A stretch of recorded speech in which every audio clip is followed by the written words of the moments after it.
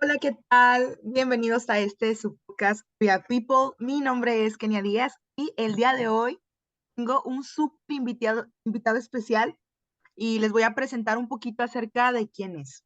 Bueno, Javier Contreras Arriaga es papá de vocación y melómano fanático consagrado de Fito Páez. Es un apasionado del análisis de datos y estudio crítico de programas, instituciones y leyes, utilizando herramientas de otras disciplinas y técnicas para dar soluciones a problemas complejos, principalmente para materializar los derechos humanos en las comunidades. Es especialista en derechos humanos y políticas públicas. También es el director general de Xenia Consultoras. Es director del programa de Derecho en el Tecnológico de Monterrey, Campus Guadalajara, y miembro del Consejo Ciudadano del Instituto Nacional de Migración.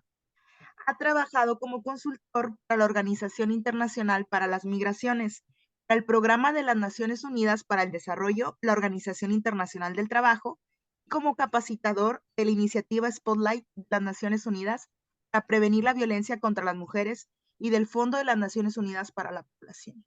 Bueno, es tanto hablar de Javier Contreras que la verdad es un honor que lo tengamos en nuestro podcast. Pues bueno, esto solamente es una pequeña parte de todo lo que ha hecho en toda su vida, a quien yo admiro muchísimo y también es un gran amigo. ¿Cómo estás, Javier? Hola, mucho gusto, Kenia, y un gusto saludar aquí a tu audiencia. Yo estoy muy contento de estar en este podcast. Yo me siento muy honrado de poder formar parte de esta temporada del podcast. Sí, y esta temporada, pues obviamente te teníamos que invitar como invitado especial en esta temporada, debido a que, pues bueno, estamos viendo que actualmente pues hay una gran crisis de derechos humanos, ¿verdad? Lo vemos ahora con cómo es que el movimiento feminista pues de alguna manera está dando las bases o las pautas para el respeto de los derechos de las mujeres. Y aquí veía en tu reseña pues que has participado mucho en ese tema del empoderamiento femenino y cómo está relacionado con los derechos humanos. Pero no sé, tú platícame un poquito acerca de cuáles son tus temas de intereses y qué opinas al respecto. Bueno, primero que nada, creo que voy a tener que hablar con muchas cautelas, ¿no? Sí me ha tocado trabajar, tanto adentro del gobierno como fuera, en programas que buscan, pues, generar modelos de atención a la violencia contra las mujeres o violencia de género, la discriminación, pero siempre es un tema muy delicado, ¿no? Porque fíjate que los derechos humanos no son solamente leyes, no son solamente políticas, pues, hay una dimensión moral, son un Claro. sistema de valores también, ¿no?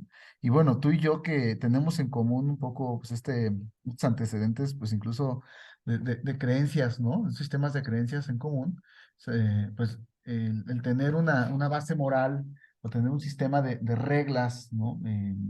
Pues es un desafío porque hay que vivirlas y hay que ser congruente con ellas. Entonces, fíjate que yo siempre he visto que este es un gran desafío para cuando estamos hablando de promover los derechos humanos como una forma de vida, pero también como políticas públicas, ¿no? Porque es una exigencia muy alta, es una barra, pero Total. muy alta. Ujú.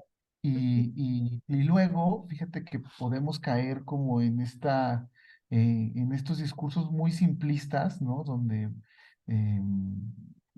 todo mundo queda de ver, ¿no? Donde todo mundo está mal y donde todo mundo tiene menos capacidad que yo moral, porque yo soy un iluminado de los derechos humanos y yo sé lo que es la Declaración Universal y soy una persona deconstruida. Y la verdad es que eso no nos sirve, porque todos estamos en un camino de aprender a no discriminar, de aprender a quitarnos sesgos, de reconocer que tenemos actitudes violentas. Entonces, hablar siempre de estos temas, y más, por ejemplo, ahorita que estamos en este podcast, ¿no? Siempre parto, ¿no? Como hablando de esta cautela, ¿no? Estamos aprendiendo. Sí, Sí es cierto, son instrumentos de derecho, son instrumentos del gobierno, son donde se dan recursos, y ahí, bueno, evidentemente tengo algo de experiencia en cómo se deben de diseñar o cuándo han salido bien las cosas o no, pero hay una dimensión muy personal, y yo creo que esto es lo que más me ha motivado a mí, ¿no? O sea, es el pensar, ¿por qué una idea tan sencilla como la que debería de ser que todos debemos de tratarnos bien, de que todos merecemos respeto? ¿Por sí. qué esa idea tan sencilla, en apariencia, es tan difícil de llevarla a cabo, ¿no? Y es tan difícil de llevarla a cabo hasta en nuestras propias familias, ¿no? Porque la discriminación hacia Total. personas de la diversidad, hacia las mujeres que quieren decidir sobre su propio cuerpo, hacia las personas de diferentes creencias religiosas, pues se da en el seno de la familia. Y entonces es donde digo, ah, tal vez no es tan sencilla esa idea y tal vez ahí hay mucho que podemos aportar. Y bueno, pues por ahí es, ¿no? Donde creo que realmente nació mi interés de dedicarme a estas cosas.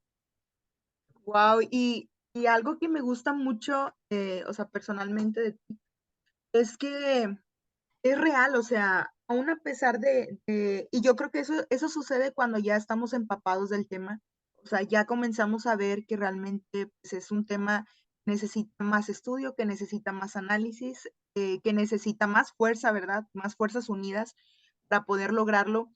Y también,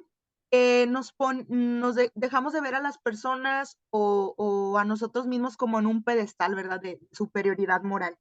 Y esto nos ayuda para que podamos siempre seguir en constante evolución, de seguir aprendiendo y, como tú bien decías, continuar en este proceso de construcción. Porque incluso a veces creo que tenemos esta errónea idea donde creemos que solamente el machismo, ¿verdad? Es la raíz de todos los males y no vemos que nosotras como mujeres también tenemos estas actitudes machistas, ¿verdad? O esta superioridad moral cuando juzgamos a una mujer por tener el derecho de vivir su libertad sexual, entre otros temas, ¿verdad? Pero bueno, Sí, me fíjate gusta, que ajá, sí, ahí hay un tema muy delicado, ¿no? Porque no podemos estudiar el tema de la dignidad humana, de los derechos humanos, de una forma dogmática, ¿no? O sea, lo que pensaban, o las luchas de los derechos humanos llevan muchísimos años, ¿no? Esto se puede remontar a la Ilustración, se puede remontar a los filósofos de la época de la Edad Media, ¿no? A un Santo Tomás. Esto se puede remontar a la guerra de independencia de los Estados Unidos y ahí ya había cuestionamientos muy fuertes, ¿no? De si existen ciertos como principios, ¿no? Que son irrenunciables para las personas y que deberíamos de tratarlas con esa dignidad.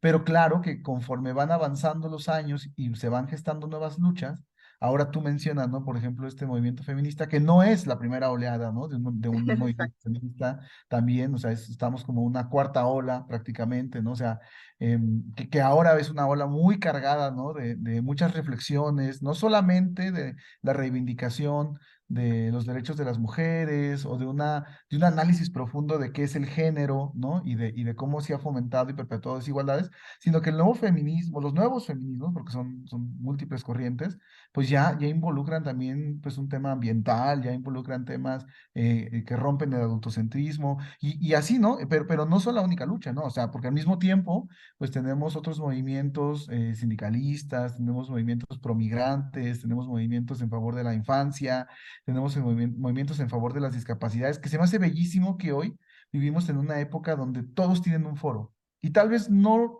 es un foro que escuchemos las personas, ¿no? Comúnmente. No es el foro claro. de lo que escucha el grueso de la población, pero todos tienen una voz que puede ser escuchada si la encuentras, si la buscas y con quien puedes incluso dialogar, y eso me parece muy valioso, ¿no? Entonces, y de ahí creo que sale mucha reflexión hacia lo personal. Lo más bonito es que todas estas personas que trabajan en estas agendas no solamente están defendiendo cambios de leyes, sino también nos hacen una invitación a cambiar nuestra forma de ver a las demás personas y a nosotros mismos, ¿no? A nuestras comunidades. Eso me parece muy valioso. Wow, o sea, es tan acertado lo que dices porque definitivamente, ¿verdad? Estamos viviendo en tiempos de mucho análisis y de mucha reflexión, lo cual creo que al mismo tiempo, aunque son diferentes opiniones, ¿verdad? Y cada una de ellas cargadas de de distintas visiones, también creo que genera mucha empatía, o al menos cuando estamos abiertos al diálogo, genera mucha empatía de las situaciones que están alejadas de nuestra propia realidad. Veía aquí en tu reseña uno de los temas como súper relacionados con los derechos humanos, en el cual es un tema que te apasiona, es pues, estas políticas públicas para la atención a los grupos vulnerables, sobre todo en temas de migración. ¿Qué nos puedes contar acerca de los derechos humanos en esta cuestión de la migración? Bueno, yo empiezo a trabajar temas de migración porque, bueno, hace algunos años me sumo a un proyecto en el estado de Jalisco que buscaba generar una especie de ventanilla de atención, ¿no? A servicios a personas migrantes. Y yo empiezo a trabajar, a ver, yo soy un hombre blanco, de clase media, ¿no? Que heterosexual, divorciado, o sea, la verdad es que no entro dentro de los grupos vulnerables por donde le vivo, ¿no?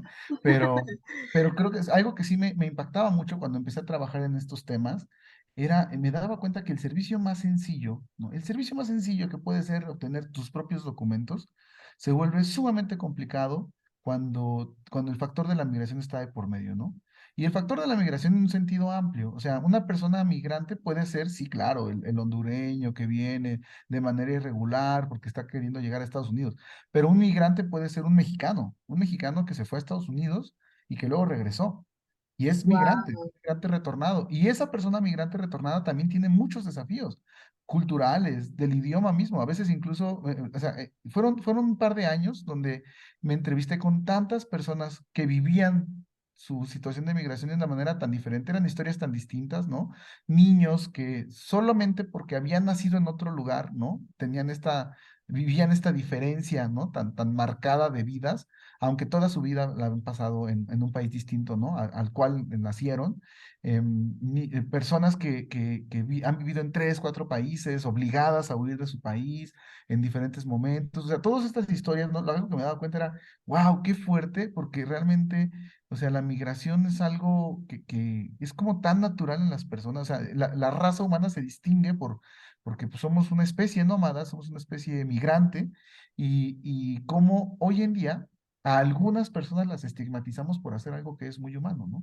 Y también cómo de verdad hay obstáculos muy fuertes que les impiden realizarse como personas. Y eso es algo que a mí me interpela mucho, ¿no? Que es el sí. Estado debería de ser esta máquina, este artefacto que hemos creado para garantizarle a todas las personas el acceso a una vida digna. Cuando tiene diferencias tan marcadas de una persona a otra, pues está mal diseñada esa máquina, está mal diseñado ese artefacto, y es algo que me pesa, ¿no? Que me mueve mucho. Entonces, de repente, me pasaba mucho esto de tratar de ayudarles, ¿no? De mover, a ver quién podía en la oficina flexibilizarse un poquito, echarnos la mano, hacerles el paro, hasta que dije, no tendríamos que hacer el paro, ni a ellos, ni a las víctimas del feminicidio, ni a las madres de los desaparecidos, no, ellas tienen un derecho, ¿no? Y el Estado, el gobierno, tendríamos que generar una herramienta accesible para todas estas formas de vida, ¿no? Personas indígenas, personas con discapacidades. Y eso es un reto muy difícil, porque no están diseñadas ni nuestras instituciones, ni los comercios, ni las plazas comerciales, ni los teatros, ni las iglesias, ni los parques, para realmente incluir a todas y a todos, ¿no? Eso es lo que realmente me ha apasionado más, ¿no? Como crear un mundo en el que quepamos todas. Wow, y es increíble cómo, o sea, después de tanto análisis y me imagino que de tantas experiencias personalísimas con las personas, has descubierto que realmente, sí, o sea, no está hecho, ¿verdad? No, nuestra sociedad no está hecha para ser inclusiva. ¿Y tú a qué le atribuyes es este reto? O sea, ¿a qué crees que se deba que es tan complicado pues alcanzar pues esta visión, ¿verdad? Inclusiva. Fíjate que ya hay una tentación muy grande cuando trabajas en estos temas, ¿no? Que es de como que de encontrar al malo de la historia, ¿no? Sí, Al malvado gobierno o a las malvadas empresas, pero no creo yo que esa es la forma más correcta de abordarlo. O sea, es que realmente para nosotros es muy difícil verlo diferente. Nosotros construimos nuestro mundo pues de acuerdo a lo que nuestras limitadas capacidades, ¿no? Y facultades mentales nos permiten. Y si toda la vida hemos visto pues a personas de la misma estatura que se comportan de una manera similar, o si toda la vida hemos hecho las cosas de la misma manera, pues realmente es muy difícil para nosotros atrevernos a pensar o a diseñar, ¿no? Un espacio que acepte a gente que vive en otro contexto. Entonces, algo que yo me he dado cuenta es que la gran mayoría de la discriminación la hacemos de una manera inconsciente, o a veces sí es consciente, pero lo hacemos desde temores que si tuviéramos más información ya no tendríamos esos temores, ¿sí? claro. La gran mayoría del discurso de odio, por ejemplo, que lo condeno definitivamente, que no lo justifico, pero sí veo que está más fundado en miedo, ¿sí me explico? Que en odio. O sea, y, Wow. y yo creo que ahí pues, es muy importante la comunicación, pero fíjate que la comunicación en temas de derechos humanos, en este tema de abrirnos ante